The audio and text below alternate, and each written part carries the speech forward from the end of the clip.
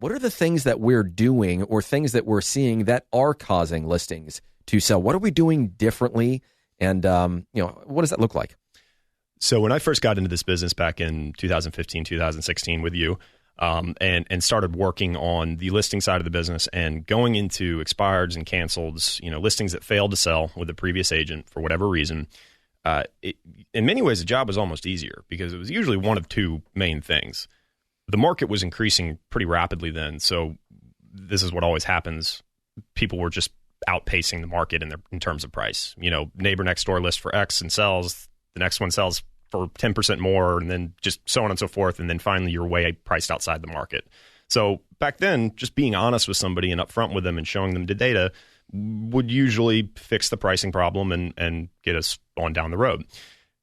The other more technical aspect of it that caused properties not to sell, photography is a huge one. It used to be that, professional photography is anywhere from $200 to, we can spend up to $1,000 or more on different properties for the professional photos, but that price has come down a good bit, and so it's become more affordable and accessible for pretty much every agent out there, and so it's not as big of a differentiating factor necessarily. It's still very important, but it's more universal now. We still see a bunch of listings that don't have professional photography, and they are more affordable now because there's more competition, which drives the price of getting those photos done down.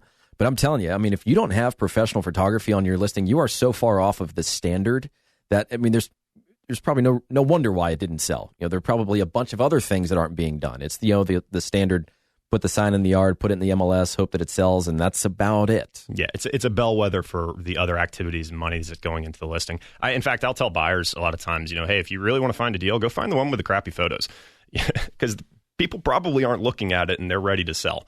So that was then, and now what we're seeing is a little bit different. The industry has stepped its game up a good bit. There's still a lot of agents in the market, and there's a ton of good teams and individual agents that are in that top 100 to 150 agents, which really, if you're considering hiring an agent to list your property for sale, that's the pool you should be pulling from, because it's a totally different process than hiring a buyer's agent, which is very important, but it's just a different process. That being said, now what we're seeing is part of it's the relationship between the seller and their agent. But I talked a little bit earlier about disintermediation and technology companies, causing, a removal of the middleman or whatever you want to call it. So what's happened is now consumers expect things instantly, right? I can go on Amazon, I can pull my phone up, my supercomputer that's in my pocket, and order something on Amazon Prime and have it at my door tomorrow. That's insane when you think about it. So consumers expect that now. So when they make an inquiry online or they're looking at a property, they want the information immediately. They want contact immediately, right? But they also want the personal touch. They want the hand holding. They want that warm and fuzzy feeling that they're going to get from a real live human being, because that's how I buy stuff too. I want somebody kind of to sell it to me. So it makes our jobs as agents a heck of a lot harder. And it does. We have to get it to them ASAP, and then also spend enough time with them on the phone to develop a relationship and make them feel comfortable with the product. And the when you're hiring an agent, in terms of hiring an agent as a listing agent, the benefit of using a team such as ourselves is twofold. Number one, we're selling enough real estate and we're making enough money. We are in business. We're making enough money that we can afford it to put that money back into our systems and processes, which, online systems, different lead generation systems. Really, the important thing is having that lead flow come through. So when people click on the property, they're getting communicated with instantly, whether it is some sort of autoresponder or one of our members of our inside sales staff that was on the phones all day long, communicating with people, giving them information, instant access. That's huge. It's very expensive, which I'm glad I don't have to pay for. Thank you, Brian. It's very expensive, and it's hard to do if you are a single agent and you're selling a lot of properties. That's not a knock against single agents. It's just a fact of life. I think the reality is that we as agents have to be on all the time. I think the majority of contracts that I end up getting ratified probably at 8 o'clock at night, 9 o'clock at night. Yeah. That is the majority of the deals that we do.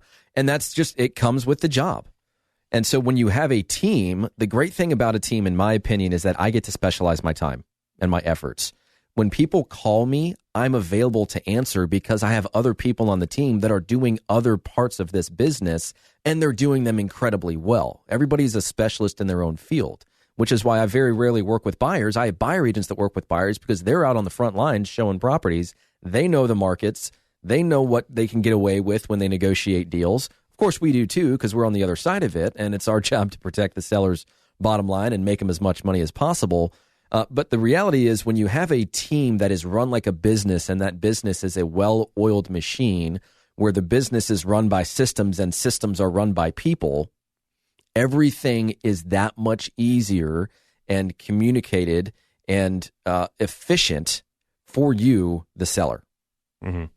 So, I do have one more question, and that is, what do you think is like the main thing that is going to be different this year in comparison to some of the years past? Because I do think that our market is, although we have some great economic indicators that Charleston is just an incredibly strong economic market, we are seeing some price fatigue in some markets. We're seeing property appreciation starting to slow down.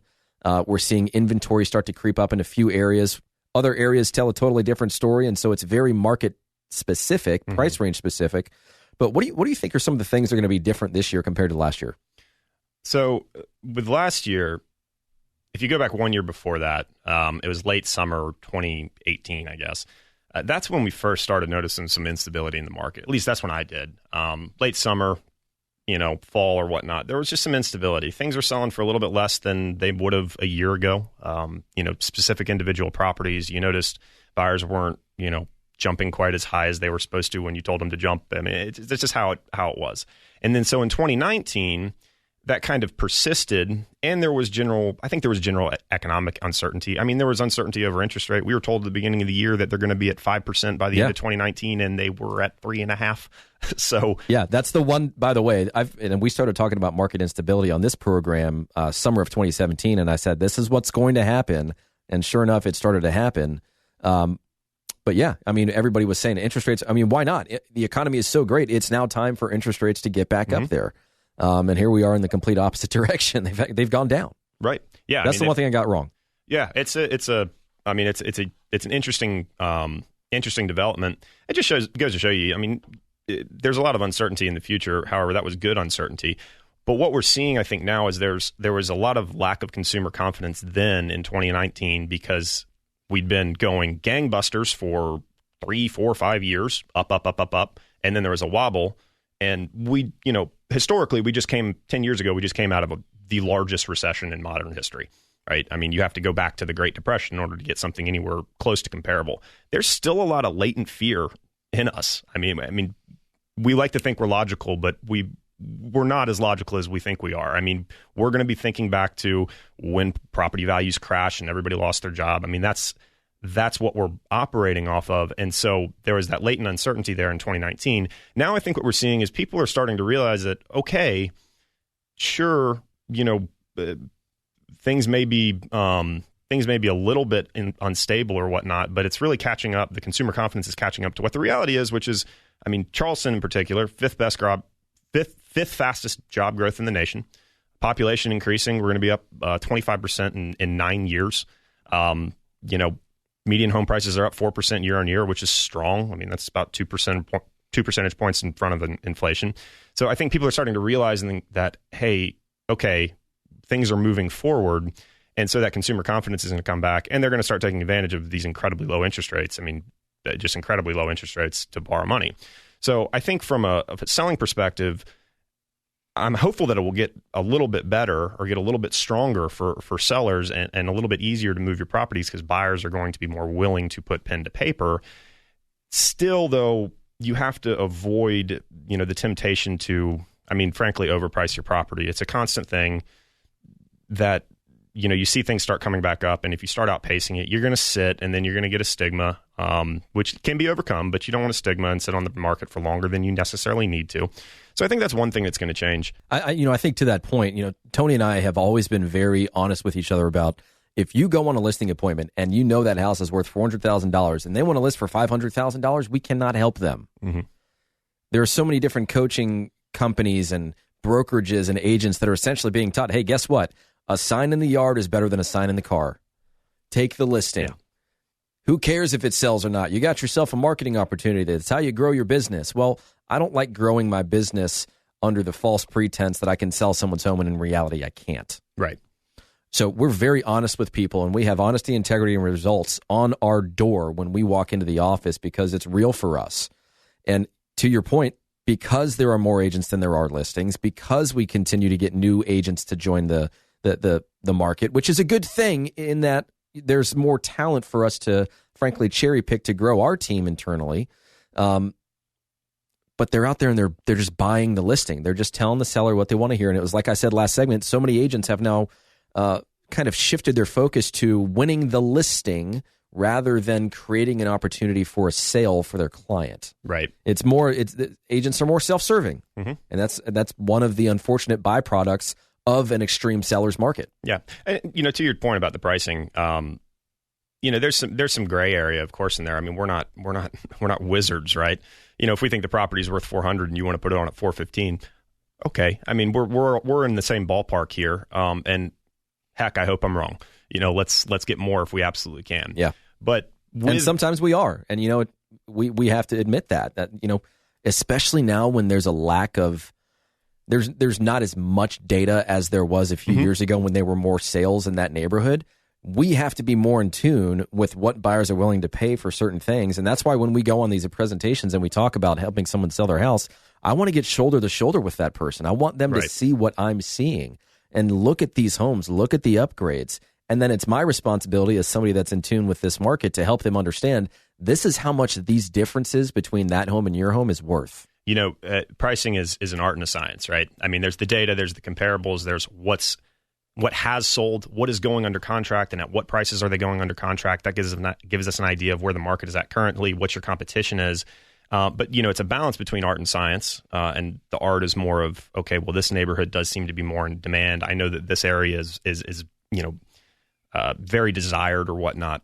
I think it's switched a little bit to more of the art or more of the intangible side of it right now. And the reason being is because there is a lack of data. With low inventory and with low sales numbers, you just don't have all those data points to go off of in order to inform your price. If you're in a major subdivision where 3 of the same model sold, okay, we can get a good idea of where it's going to sell. If it's a more unique property, we need to be more in tune with the market. But back to your point about agents telling people what they want to hear at the listing appointment. I mean, I just got off the phone with a prospect the other day, and we were talking about her house and listing it. And, I told her up front, this conversation might sound a little bit different than the conversations you're going to have with other agents. We can talk till we're blue in the face about marketing and what we can do from you and the technology. And we do need to talk about that so you understand what we're doing. But I want you to understand that I'm functioning more as a consultant for you than a salesperson, right? I want you to understand the process. I want you to understand what's going through my head, how I'm going to interact with buyers, how the market is working. I want to understand you more importantly. I want to know what's important to you, what you want to see out of this process.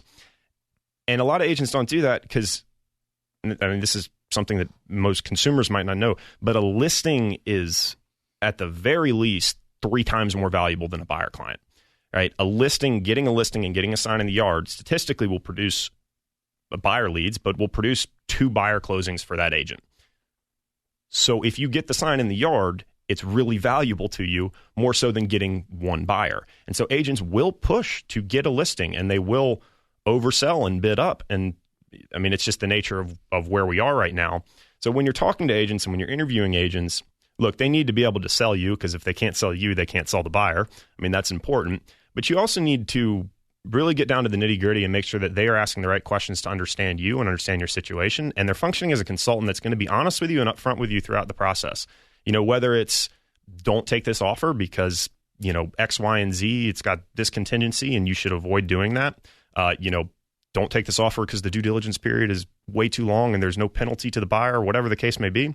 Or you should take this offer even though this is not what you want because this is probably the best you're going to get.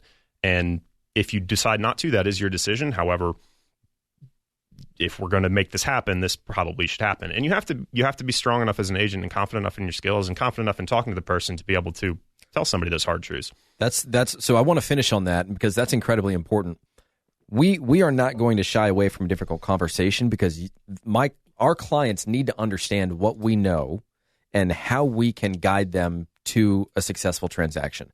It's not always rainbows and sunshine, and not every property is on the market for good reasons. We deal with divorce. We deal with death. We deal with loss of jobs. I mean, there's a bunch of reasons why homes sell, but at the end of the day, we as agents need to remain emotionally stable. We cannot get emotional with you about this process because we need to be the rock in the river that the water flows around so that we can give you honest, upfront advice that's not tainted by the emotion of the sale of real estate, which is an emotional process. And if any agent ever tells you that, hey, we're going to create a stress-free transaction for you, I mean, that for me is just like a red flag because there's no such thing as a stress-free transaction. Right.